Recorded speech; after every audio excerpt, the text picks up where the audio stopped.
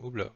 Bonjour et bienvenue dans la météo du Bitcoin. J'espère que vous allez bien aujourd'hui avec ce matin une petite journée sympathique. En tout cas, quand on est du bon côté du trade, j'espère que vous allez bien, que vous n'êtes pas fait découper, que vous n'avez pas acheté tous les dips et que vous avez été relativement prudent. Alors, on était dans la situation où le S&P 500 hier était en mode dip et on a eu la fameuse, enfin la corrélation attendue, l'impact que ça aurait, alors qu'on était sur des résistances au niveau Ethereum et Bitcoin. Euh, ces multiples rejets au niveau des 4150 qui laissaient supposer qu'on aurait une journée rouge au niveau des actions. Le problème, c'est que ça peut aller plus bas, hein. On est au niveau de ces résistances, les vendeurs fatiguent, enfin les acheteurs fatiguent, les vendeurs sont là. On a une corrélation avec les indices qui n'est pas perpétuelle, permanente et absolue, mais quand c'est là, on est obligé de le considérer. Alors, obligé de le considérer, ça veut dire quoi? Ça veut dire que si le marché est relativement faible, que le momentum n'est pas fort sur la crypto, et ben, la corrélation serait plus forte à la baisse. Et actuellement, on est au début d'un dip actuellement sur les indices et ça peut continuer. Les acheteurs montrent des signes de faiblesse. Le marché va essayer de former un nouveau lot. Peut-être que je suis rentré dans le détail au niveau des VIP, mais ce lot, on l'a identifié ici, si c'était pas dans la méthode du Bitcoin, à peu près un lot réaliste dans la zone des 0,382 Fibonacci, ou alors ici, ce sont des zones intéressantes. Si on est un petit peu agressif, on voit bien le marché aller, c'est complètement réaliste de le voir aller dans cette zone, taquiner la zone des 4000, qui est un chiffre rond psychologique. Et ça a un impact sur les cryptos. Alors, les graphiques crypto sont plutôt beaux, moins maintenant depuis hier sur le Bitcoin. Je vais jeter un petit coup d'œil à Ethereum. Ethereum, c'est un cas particulier parce qu'il a un événement fondamental qui n'est pas arrivé et ça pourrait range en attendant qu'il arrive. Je vais vous dire pourquoi, hein. Je ne le réserve pas aux VIP, vous considérez que c'est mon cadeau, mais sachez qu'il y a des bons insights, hein, tous les jours. C'est que posséder de l'Ethereum, c'est s'exposer à la création de nouveaux coins fork, comme à l'époque de BTC, BCH, PSV et BCH Gold et toutes les conneries qui sont sorties à l'époque. Posséder du Bitcoin à cette époque importante, c'était la possibilité d'avoir deux coins pour le prix d'un. Ça paraît con à dire en disant ouais mais la valeur n'est pas créée nulle part, mais en attendant les gens en sont friands et ce sont des plays qui sont courants en matière de crypto, de s'exposer sur ces coins en attendant que les choses arrivent. Donc pour comment ils font les gens, plusieurs possibilités. Ça peut être de short les dérivatifs Ethereum et de long le spot Ethereum. Ce qui explique pourquoi actuellement le funding est limite dans le négatif au niveau d'Ethereum. Et la raison pour laquelle il faut aussi potentiellement s'attendre à des short squeeze au niveau d'Ethereum. Parce que les gens font gros ce play. C'est-à-dire short Ethereum, long spot. Le fait d'avoir un long spot permet d'avoir les coins qui en dérivent. Donc, ce qui fait que malgré tout ce bordel, Ethereum est potentiellement plus fort, voire en zone de distribution entre 1600 et 1800, sans forcément aller plus bas. Et c'est un bon candidat à acheter les dips parce que il y a cet incentif. Maintenant, au niveau Bitcoin, on considère ici une faiblesse et on vient de voir ici une rupture de trendline RSI qui indique une faiblesse au niveau du momentum. Ça veut dire que, ok, structure haussière, plus au sommet, plus au creux, plus au sommet, plus au creux. On envisageait la possibilité d'aller chercher les highs, c'est-à-dire aller chercher les sommets et de revenir, parce qu'on voit que finalement ça monte pas beaucoup plus haut. Je vous rappelle, début de semaine, je disais merci les gars de m'avoir attendu, je suis parti 15 jours en vacances, le prix au même endroit. Les moves ont eu lieu avant. Au final, on est un petit peu toujours dans les mêmes niveaux par rapport au 19 juillet. Donc sachez que voilà, le momentum sur Bitcoin est relativement faible. Cette latéralisation, ce fait que ça aille nulle part, a été profitable sur pas mal d'alts qui ont pu voir des rallyes significatifs, 40, 50, des fois plus, hein, jusqu'à 100% de rebond. Et maintenant que la faiblesse est là, ici, hein. C'est évident que c'est pas au niveau du Bitcoin que ça joue la popularité. On peut latéraliser beaucoup plus longtemps, c'est pas obligé qu'on dip tout de suite. Euh, mais voilà, il est plus aisé d'acheter, d'être bullish sur l'Ethereum, en sachant que bon, il sera dépendant des indices boursiers, enfin du Bitcoin qui lui est dépendant des indices boursiers et de la faiblesse actuelle. Donc ça reste, selon l'expression bien connue, tendax du slipax. Ce qui veut dire que les dips peuvent être achetés. À mon avis, on va aller chercher les lots ici. On va probablement aller chercher les lots, hein. Il n'y a jamais de certitude en trading. On va probablement aller chercher ces lots ici. C'est pas sûr. Pour moi, on est déjà dans une bonne zone, mais c'est probable avec l'appui du S&P 500 qui voudra aller chercher plus bas. Et dès ce matin, il fait des structures en 15 minutes où on voit qu'il veut aller chercher plus bas. Murder. Donc là, pour l'instant, il va aller plus bas sur la session européenne. Ça ne veut pas dire qu'il va aller beaucoup plus bas. On arrive sur des zones de support intéressantes. Si on met les volumes profile, on va voir ici des zones de support. Mais n'empêche que pour l'instant, c'est vers le bas. Maintenant, on peut acheter les dips, mais il faut avoir la prudence nécessaire de savoir que c'est complètement réaliste d'aller plus bas. Donc, à vos risques et périls, que faire dans ces conditions? Personnellement, je pense qu'il faut laisser les vendeurs s'épuiser. Il ne faut pas être trop rapide à acheter les dips. Laisser les vendeurs s'épuiser. Et une fois que les vendeurs sont épuisés, pourquoi pas acheter un dip? Mais, et je dis bien mais, dans le cadre actuel, c'est pas garanti qu'on traverse quoi. Ça veut dire que ce sont des dips qui sont faits pour être rachetés pour peut-être l'inversion d'une structure de marché en daily. Ça veut dire qu'il est très possible que dans les jours à venir, on repasse vers le bas, que le marché a envie d'aller plus bas ici. S'il fait plus bas, ça fait la création d'un plus bas creux. Hop, ça, on revient ça en arrière. Connerie. Création d'un plus bas creux. Et hop, pourquoi pas inversion de structure de marché jusqu'à trouver un nouveau lot. Hier, j'avais dessiné à main levée, c'est un peu mon truc, les dessins à main levée. Euh, c'est pas de l'approximation, mais les marchés ont une manière de fonctionner. Et des fois, à main levée, je fais bien. Et dans les favoris, j'ai dessiné un qui pourrait être assez significatif. C'est un mouvement un petit peu comme ça qui pourrait être à peu près la fin de notre bear market. Alors, je ne sais pas si vous le voyez, mais je tiens à vous le montrer parce que c'est pas déconnant. C'est pas déconnant du tout de voir un marché faire quelque chose comme ça. C'est-à-dire retester les lots.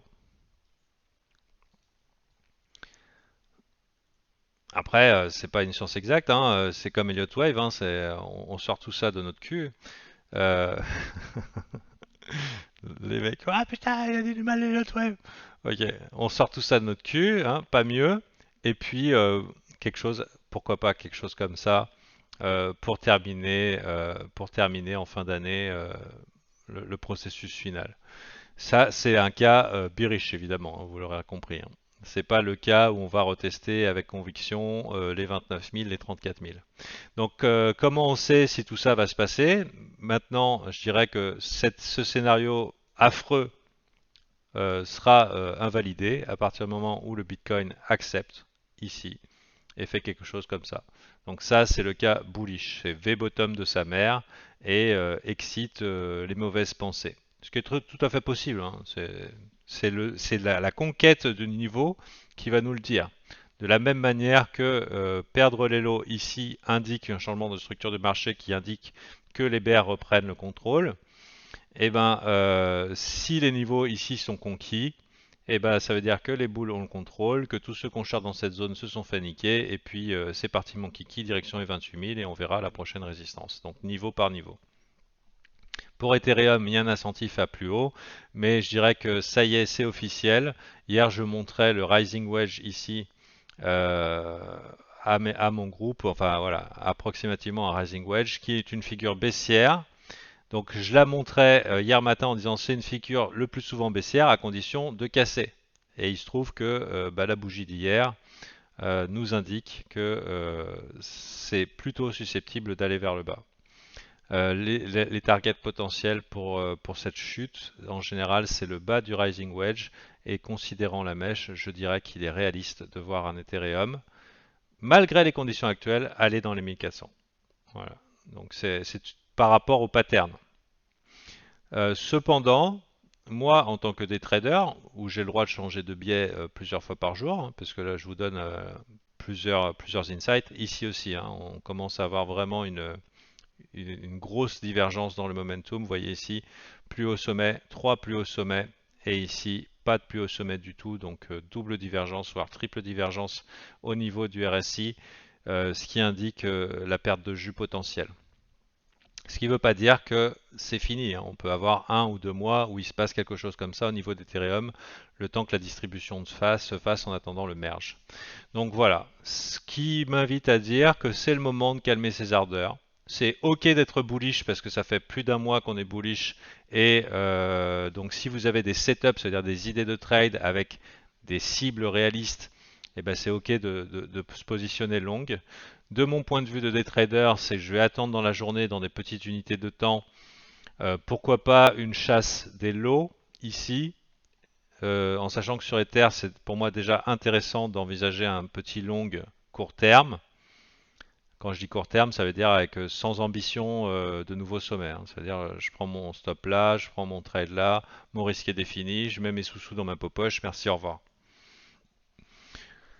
Donc on va voir ici si le S&P 500 nous tracte là-dedans. Possible qu'on ait une session européenne, c'est-à-dire tout le début de journée là qui nous mène un petit peu dans le rouge, que ça se calme et que la session New York, ça soit une opportunité de rebond. C'est un petit peu ce que je vais jouer. Je jouais déjà ça hier, mais en réalité, ce que j'ai fait, c'est j'ai short OP et j'ai pris mon profit. Voilà. Donc j'ai pas attendu, je me suis pas du tout mis en position de quelqu'un qui achetait le dip hier. J'ai juste shorté le marché. Euh, Aujourd'hui, bah, c'est un autre jour. On va voir un petit peu ce que ça nous fait, mais sachez que Ethereum est un bon client et que je pense pas qu'il a envie de partir de cette zone tout de suite au moment où les fundings commencent à être négatifs un petit peu partout. Donc c'est un peu trop tôt pour déclarer le top temporaire. Ça peut encore osciller beaucoup dans la zone, donc c'est pas la peine d'aller chercher les lots de ce potentiel nouveau range. Voilà, j'espère que c'est clair. Pour faire un petit bilan, pour mettre un petit peu d'ordre dans ma pensée, c'est pas la peine de se jeter dessus. C'est bien qu'on ait eu un dip. C'est des dips qui sont potentiellement rachetables, sans trop d'espoir d'aller plus haut, hein. Ça veut dire que c'est ok d'acheter le dip et de vendre avant les prochaines résistances. Bon, ça marche plus, view base. Euh, En priorité Ethereum parce qu'il y a des gros incentifs à posséder du spot. Et pour ce qui est du BTC, on reste quand même très sensible à ce que fait le S&P 500 et le S&P 500 est actuellement dans la main des vendeurs qui sont très motivés et donc il faut leur laisser faire leur ouvrage. Voilà, leur ouvrage, ça serait peut-être d'aller chercher ces lots ici et à l'Open de New York, latéraliser et pendant que ça latéralise, pourquoi pas un rebond sur Ethereum. Voilà, c'est à peu près de mon expérience probable. Et puis des fois, laisser choses se faire. Et il y a des chiffres du CPI là qui arrivent très bientôt, c'est aujourd'hui. On va voir. À mon avis, ils vont être élevés. Élevés, c'est bearish. On va mettre ce qui a un impact fort. CPI, c'est mercredi à 5h30. On est bien le mercredi.